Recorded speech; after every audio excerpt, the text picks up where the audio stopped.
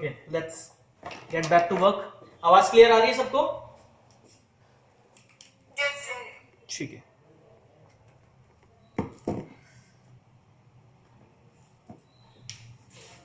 तो blood collection के बारे में बता रहा था मैं।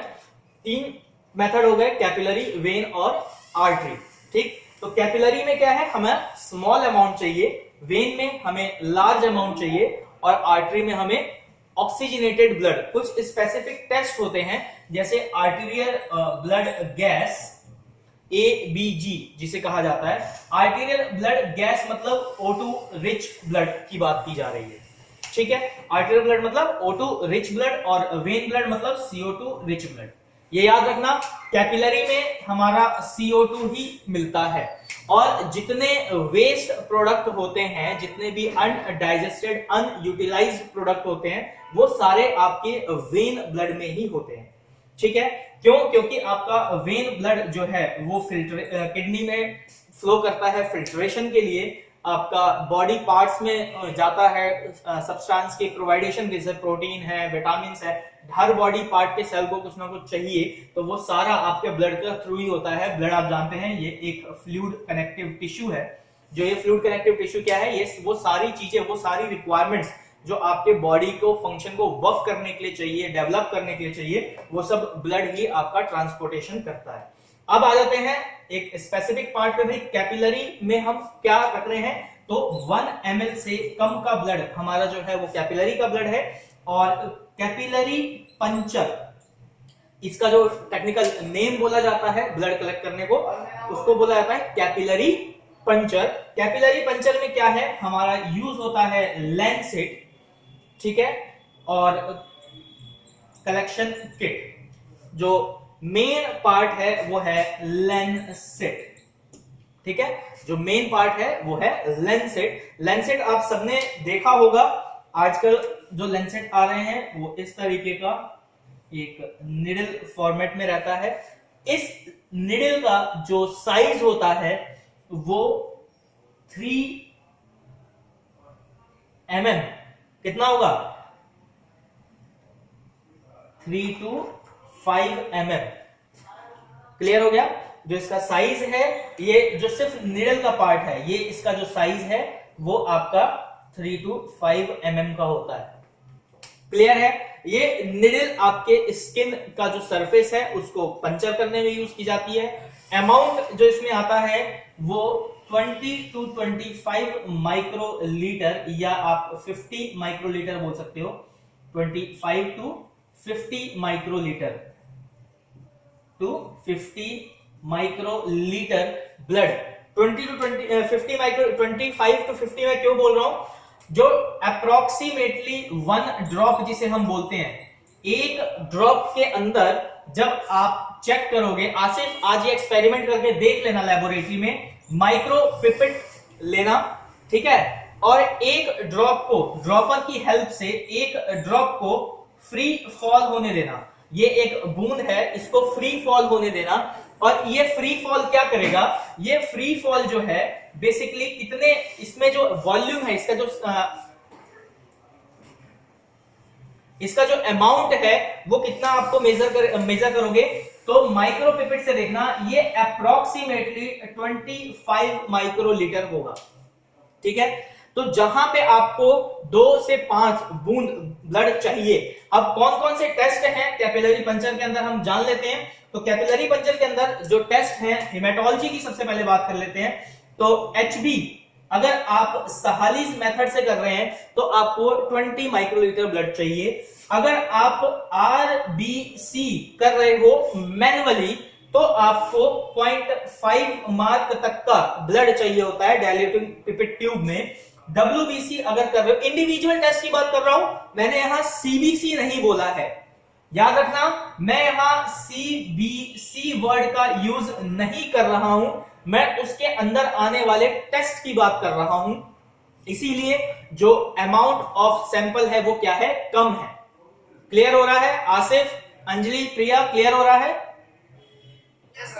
ठीक है, तो आगे बात करते हैं। भाई WBC करना हो सिंगल टेस्ट तो भी आपको कम अमाउंट चाहिए, ऐसे ही प्लेटलेट करना हो तो भी आपको कम अमाउंट चाहिए, अगर आपको ब्लड ग्रुप करना हो तो भी कम अमाउंट चाहिए।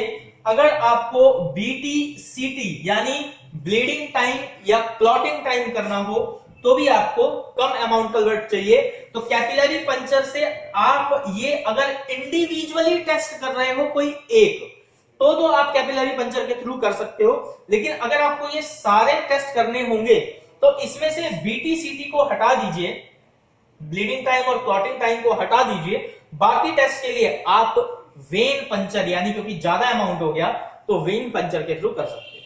आर्टेरियल पंचर बहुत स्पेसिफिक टेस्ट के लिए किया जाता है, इसलिए ये आपको ज्यादा ध्यान नहीं रखना है। ये कुछ एक स्पेसिफिक टेस्ट है जहां पे O2 लेवल टेस्ट करना होगा फ्रॉम ब्लड, वहां पे आप आर्टेरियल पंचर करेंगे। और अगर कोई एक्सीडेंटल केस होगा जहां पे आपको वेन क्लियर नहीं है तो आप वहां आर्टेरियल ब्लड सैंपल ले सकते हैं। आर्टेरियल ब्लड जो है वो कलेक्शन का प्रोसीजर अलग होता है, वेन पंचर की तरह आर्टेरियल ब्लड पंचर नहीं किया जाता। क्लियर हो गया इतना? अब आ जाते हैं वेन के ऊपर। तो वेन में आपको यह पता है कि हम लार्ज अमाउंट की बात करते हैं। एसओपी पढ़ाने की तो जरूरत नहीं है, स्टैंडर्ड ऑपरेटिंग प्रोसीजर जो मैंने नोट्स आपको दिया हुआ है आप उसमें देख लेना। एक लैंग्वेज है, वो स्पेसिफिक लैंग्वेज आपको पता होनी चाहिए, उसमें जो फिक्स टर्मिनोलॉजीज हैं वो आपको पता होना चाहिए, वो थोड़ा सा आपको याद करना पड़ेगा, उसका कोई अदर ऑप्शन नहीं है। लैंग्वेज आप अपनी बना सकते हैं लेकिन जो टेक्निकल वर्ड्स हैं वो आपको स्पेसिफिक जो है वही यूज करने होंगे। आगे बढ़ते हैं वेन पंचर की तरफ। प्रिया पाल, वेन पंचर आपने पूछा था स्पेसिफिक, ध्यान देना। वेन पंचर जब करना होता है तो एंगल, जो सिरिंज का एंगल है वो लेस देन 30 डिग्री होना चाहिए। ठीक है, जो एंगल है वो 30 डिग्री। अब एंगल कैसे देखा जाएगा? तो ये आपका हाथ का सरफेस है, ठीक है, ये आपका हाथ का सरफेस हो गया। तो लेस देन 30, ये अगर सिरिंज है मेरे हाथ में जो मार्कर, अगर मैं इसको सिरिंज समझूं तो इसका एंगल लेस देन 30 यानी ऐसे होना चाहिए। आप 90 नहीं लेंगे, आप 45 नहीं लेंगे, आप बिल्कुल पैरेलल में नहीं लेंगे। क्यों? ये आपकी एक आर्म, मैं एक रफ डायग्राम बना रहा हूं, समझने की कोशिश करो। नहीं समझ में आए तो रोक देना, दोबारा पूछ लेना। ये एक मैंने आर्म बनाया। अब यहां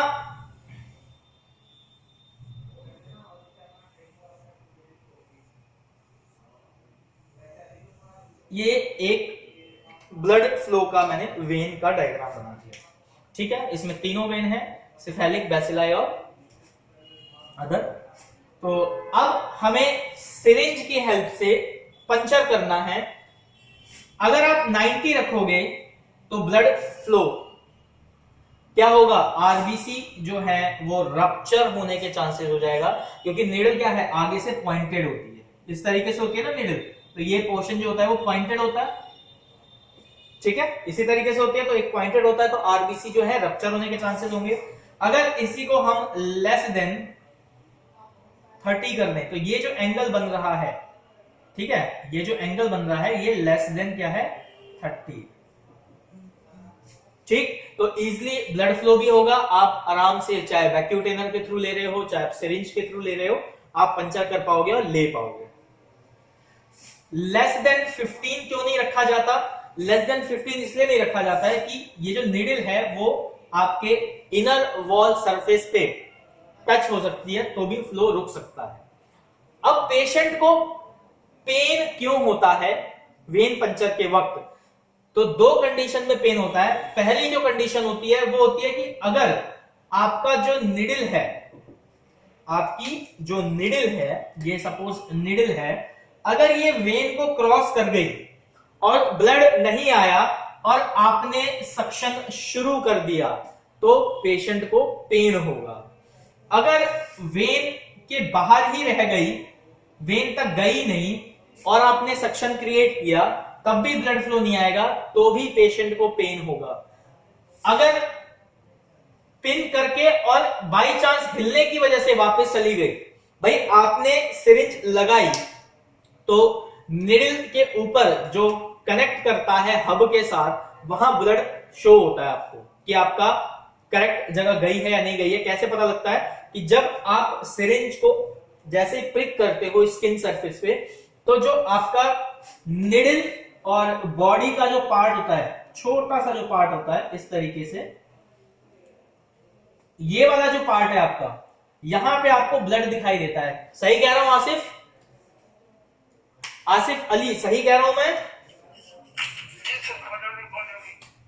ठीक, तो इस वाले पार्ट में अगर ब्लड आया और आपने सक्शन शुरू किया, इन केस पेशेंट ने हाथ हिला दिया, ये निडल वेन पोजीशन से हट गई, तो भी पेशेंट को पेन होगा। आपने प्रिक किया, वो आर पार हो गई, सॉरी क्यों होता है? वो होता है कि पेशेंट और आपका जो मोमेंटम है वो अगर मैच नहीं करेगा, रिदम नहीं बनेगा। रिदम का मतलब है कि पेशेंट को कभी भी साइकोलॉजिकली जहां आप पंचर कर रहे हो उससे ध्यान को हटा के रखना है। अगर ध्यान वहां रहेगा तो ये मिस्टेक बहुत ज्यादा रिपीट होंगी और विग्रसली रिपीट होंगी। ठीक है, क्लियर हो गया? तो वेन पंचर में आपको ये चीजों का ध्यान रखना होता है। अगर आपका मान लो आपने सक्शन किया और ब्लड नहीं आया, तो आपको दोबारा शक करके देखना नहीं है, आपको निडल को एडजस्ट करने की जरूरत है।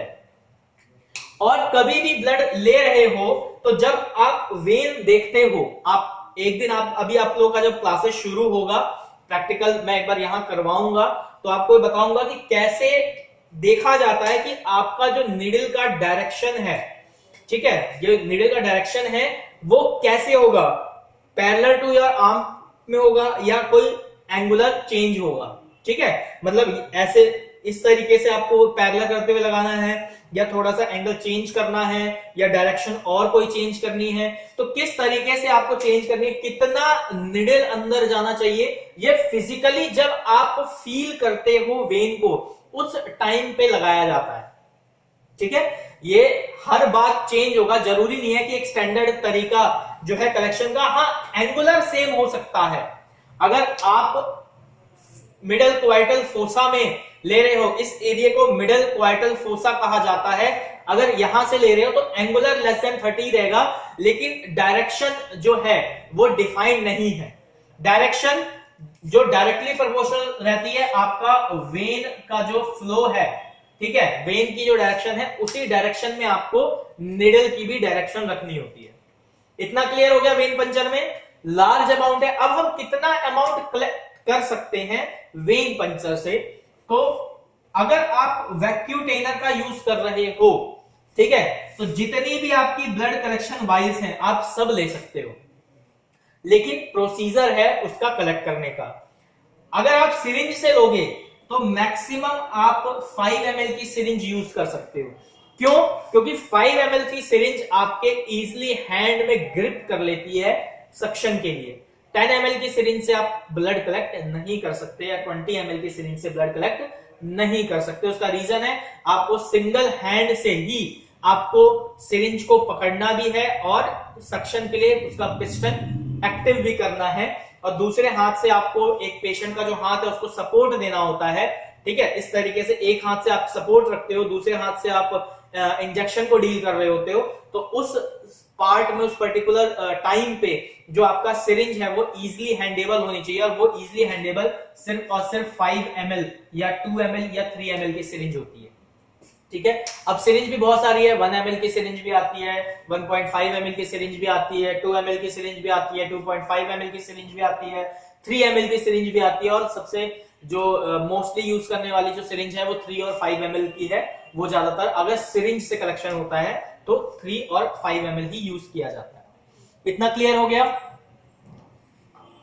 हाँ जी, अंजलि, प्रिया, हाँ जी, आवाज नहीं आई मुझे? यस सर, ठीक है। प्रोसीजर, पेशेंट को बैठाना है, रिलैक्स पोजीशन में रखना है, उसके बाद आप पेशेंट को बोलोगे कि भाई आप रिलैक्स कीजिए, बैठिए, फिर आप उसके सामने अपनी एक्टिविटी शुरू करोगे। अगर पेशेंट घबराने लगता है तो उसको थोड़ा सा सोशली रेस्ट देना है, उसको रिलैक्स कराना है, टेस्ट के बारे में बताना है। अगर वो फिर भी घबरा रहा है, पंचर की साइड पे देख रहा है, तो उसको बोलना है कि आप फेस अपोजिट डायरेक्शन में कर लें। ठीक है, तो ये सारी टेक्निक्स हैं, आप पेशेंट से बात करते रहिए। ये टेक्निक है जिससे आप थोड़ा सा उसका जो मेंटल प्रेशर है उसको रिड्यूस कर सकते हैं। तो ये एक ब्लड कलेक्शन का था। आर्टरी का जो है वो 90 डिग्री एंगल पे रहता है। जब आप आओगे तो मैं प्रैक्टिकली करके बताऊंगा कि आर्टरी का कैसे निकाला जाता है सैंपल और वेन का कैसे निकाला जाता है। निकालते वक्त ये जो टॉपिक है blood collection basically practical based है। इसमें थ्योरेटिकल पार्ट अगर मैं बात कर लूं तो मटेरियल रिक्वायर्ड वगैरह आपको पता होना चाहिए बीएमडब्ल्यू के बारे में। ठीक है, कलेक्शन में आपको बीएमडब्ल्यू के बारे में पता होना चाहिए कि जब आप सिरिंज से सैंपल ले रहे हैं तो आपको कौन सा पार्ट सिरिंज का किस बीन में जाएगा, सिरिंज का कौन सा पार्ट किस बीन में जाएगा, इसकी नॉलेज होनी चाहिए।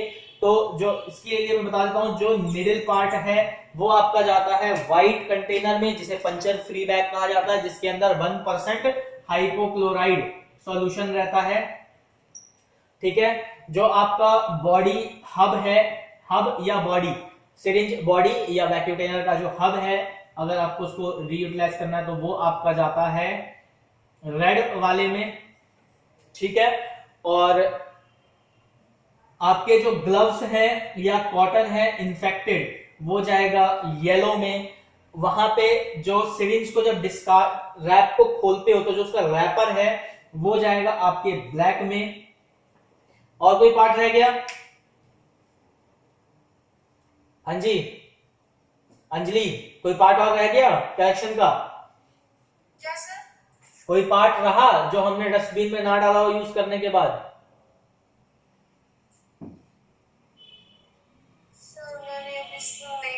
सुन नहीं पाए। ऐसा ही होता है लेक्चर में जब नींद आ जाती है तो। नहीं सर, कोई आ गया। क्लास को छोड़ के कोई आ गया, बहुत अच्छे, क्लास में ध्यान दे लो। हाँ जी आसिफ अली, क्या क्या यूज होता है ब्लड कलेक्शन में, वेन पंचर में, बताओ।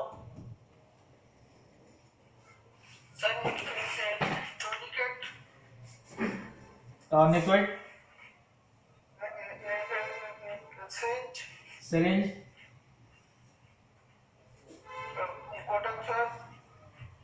कॉटन स्वैब, स्पिरिट स्वैब और ब्लड कलेक्शन वाइल। और भी है कुछ? बस ठीक है। सिरिंज के साथ में आप वैक्यूटेनर भी बोल सकते हो। अब इसमें से कौन सा पार्ट है जो यूज करने के बाद आपको डस्टबिन में डिस्कार्ड करना होता है? ये हो गया आपका बीएमडब्ल्यू, जिसमें आपका है कलेक्शन में कौन कौन सा चाहिए होगा, तो रेड चाहिए होगा जिसको ऑरेंज कलर से भी डिफाइन किया जाता है, ब्लू चाहिए होगा, ठीक है, येलो चाहिए होगा और व्हाइट चाहिए होगा। ठीक है, अब कौन सा पार्ट किस में जाएगा? तो टॉर्निकेट तो रीयूटिलाइजेबल होता है। ठीक है, आप इसको बार बार यूटिलाइज कर सकते हो। ठीक, स्टरलाइज करके आप बार बार इसको यूटिलाइज कर सकते हो। एक पेशेंट में किया, आप दूसरे पेशेंट के लिए उसको स्टरलाइज कर लो और फिर इसको यूज कर लो। सिरिंज जो है ये डिस्कार्ड की जाती है हर बार। तो सिरिंज पहले समझना है कि सिरिंज में कौन कौन से पार्ट आते हैं।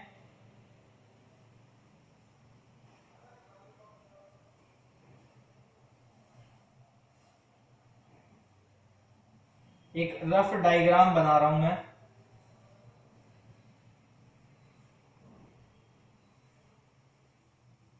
ठीक है, कुछ इस तरीके से रफ डायग्राम है सिरिंज का। तो सिरिंज का जो सबसे पहला पार्ट है ये है आपका निडल। ठीक है, तो निडल जाएगा आपका व्हाइट वाले में। ठीक है, यूज करने के बाद की बात बता रहा हूं। जब आपने बर्न कर दिया या बर्न नहीं भी किया तो आप डायरेक्टली व्हाइट कंटेनर में, इसके अंदर क्या होता है 1% हाइपोक्लोराइड सॉल्यूशन होता है। ठीक है, क्लियर है। उसके बाद जो आपका ये बॉडी वाला पार्ट है ये जाता है रेड में। क्लियर हो गया, ठीक है, ये जाएगा आपका रेड में। अगर और बता दीजिए क्या चीज, ये दोबारा बोलूं? सर ये बता दीजिए फिर से। अच्छा, फिर से बताता हूं। सिरिंज जो है वो 3 पार्ट में डिवाइड होती है। सिरिंज का पहला पार्ट होता है आपका निडल, दूसरा पार्ट होता है बॉडी और तीसरा पार्ट होता है पिस्टन। ठीक है, मैं आपको एक प्रैक्टिकली सिरिंज दिखा भी देता हूं, 3 पार्ट का है।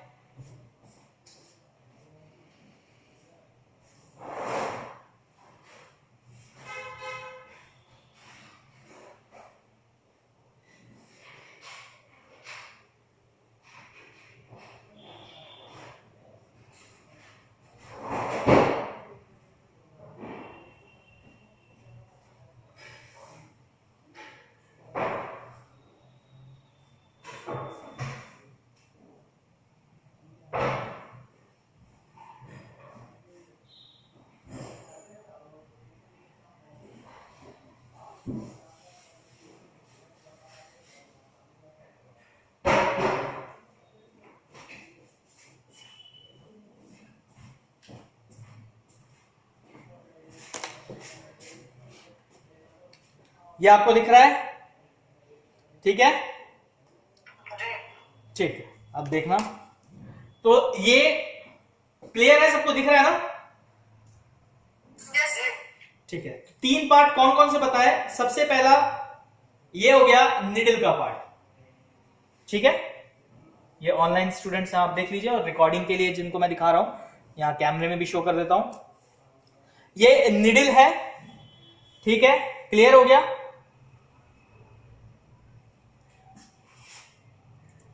First part. Second part body tube. ठीक है, ये आपकी बॉडी ट्यूब हो गई, क्या नाम है इसका? Body tube. ठीक है, ये पार्ट है बॉडी ट्यूब। तीसरा ये है आपका पिस्टन। क्लियर दिख रहा है? अब ये खोल मत देना किसी सिरिंज में, सिरिंज खराब हो जाएगी, नहीं तो एक्सपेरिमेंट मत करना लैब में। ये इस तरीके से आपको सिरिंज देखने को मिलती है। अब जो निडल है, ये जो निडल है, देख लें आप भी, क्लियर दिख रही है निडल? Yes sir. ठीक है, तो ये जो निडल है ये डिस्कार्ड की जाती है, तो निडल डिस्कार्डर या निडल डिस्ट्रॉयर जो आता है उसके थ्रू की जाती है, और जो पार्ट बच जाता है उसको हम डालते हैं व्हाइट वाले में, जिसको बोलते हैं पंचर फ्री कंटेनर। ठीक है, हाइपोक्लोराइड सॉल्यूशन के साथ। उसके बाद जब जो बचा हुआ पार्ट है, यानी पिस्टन और बॉडी का जो ब्लड से इंफेक्टेड पार्ट है, वो जाता है आपका रेड वाले में। ठीक, इन केस अगर ये सिरिंज डिफेक्टेड है तो उस टाइम पे जाएगा ब्लू में, क्योंकि यूटिलाइज नहीं किया, डिफेक्ट है, पिस्टन में कोई डिफेक्ट है या बॉडी ट्यूब में कोई डिफेक्ट है, तो आपने रैपर ओपन किया, रैपर ओपन करते ही देख लिया भाई डिफेक्टेड है, सीधा आपने ब्लू में डाल दिया। लेकिन उसमें भी आपको निडल पार्ट नहीं डालना है, सिर्फ बॉडी पार्ट डालना होता है। ठीक है, निडल पार्ट आपका उसी में जाएगा, व्हाइट वाले में। अब बात कर लेते हैं कि येलो में क्या जा रहा है। ठीक है, तो येलो में जाता है कॉटन फ्लैप। सॉरी, कुछ बोला आसिफ आपने? Sir cotton. हाँ, इन्फेक्टेड जो पार्ट है वो जाता है आपका येलो में। ठीक, infected cotton either split slab में हो या कॉटन स्लैब में हो। ब्लड कलेक्शन वाइल जो है, अगर वो आपने निकाली वाइल, उसमें कोई डिफेक्ट है तो वो जाएगा आपके ब्लू। क्लियर हो गया कि रेड में क्या जा रहा है, ब्लू में क्या जा रहा है, येलो में क्या जा रहा है। आपका जो ग्लव्स है, ठीक है, जो ग्लव्स है वो भी आपके येलो में ही जा रहे हैं। Infected, not defected, infected. Defected का मतलब है आपने निकाला ग्लव्स फटा हुआ है, स्नैच है, क्रैक्ड है या उसमें कोई पंचर है, आपने ब्लू में डाला, ठीक है। अगर वो इन्फेक्टेड है तो आपको येलो में डालना है। क्लियर हो गया? ब्लू और येलो में कंफ्यूज नहीं होना। ब्लू वाला मोस्टली यूज किया जाता है नॉन इन्फेक्टेड बट केमिकल, कोई केमिकल है उसके अंदर तो ब्लू में है, लेकिन इन्फेक्टेड नहीं है। इन्फेक्टेड मतलब ब्लड से कांटेक्ट में नहीं हुआ है अब तक, तो ब्लू में जा रहा है। लेकिन अगर कोई भी चीज ब्लड से कांटेक्ट में आ गई है तो फिर वो येलो, फिर डिफाइंड होगी रेड या येलो के लिए। अगर प्लास्टिक वेयर है तो रेड के लिए, अगर सॉफ्ट रबर टाइप है या कॉटन वगैरह है, कुछ स्वैब है या डिस्पोजेबल ग्लव्स जो आते हैं वो येलो में। क्लियर हो गया? इतना क्लियर हुआ? Yes sir. प्रिया आपको क्लियर हुआ बेटा?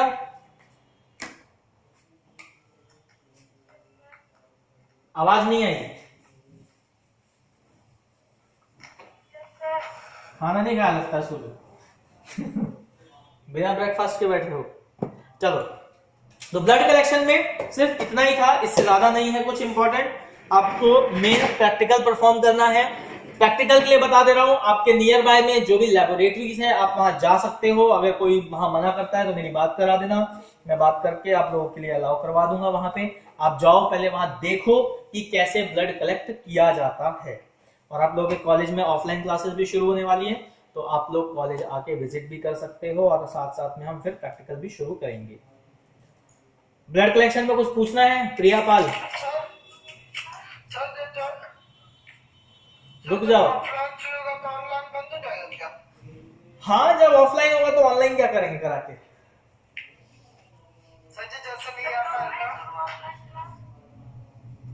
मोस्ट प्रॉब्ली आपको इस वीक में या नेक्स्ट वीक में नोटिस मिल जाएगा कि ऑफलाइन कब से शुरू हो रही है। ऑनलाइन रहेंगे, आसिफ टेंशन ना लें, ऑनलाइन क्लास भी रहेगी ऑफलाइन के साथ में। जो ऑफलाइन क्लास होगी उसको रिकॉर्ड करके रखा जाएगा, जिस तरीके से अभी रिकॉर्ड करके दिया जाता है। ऑनलाइन वालों के लिए थैंक यू, मिलेंगे फिर दोबारा।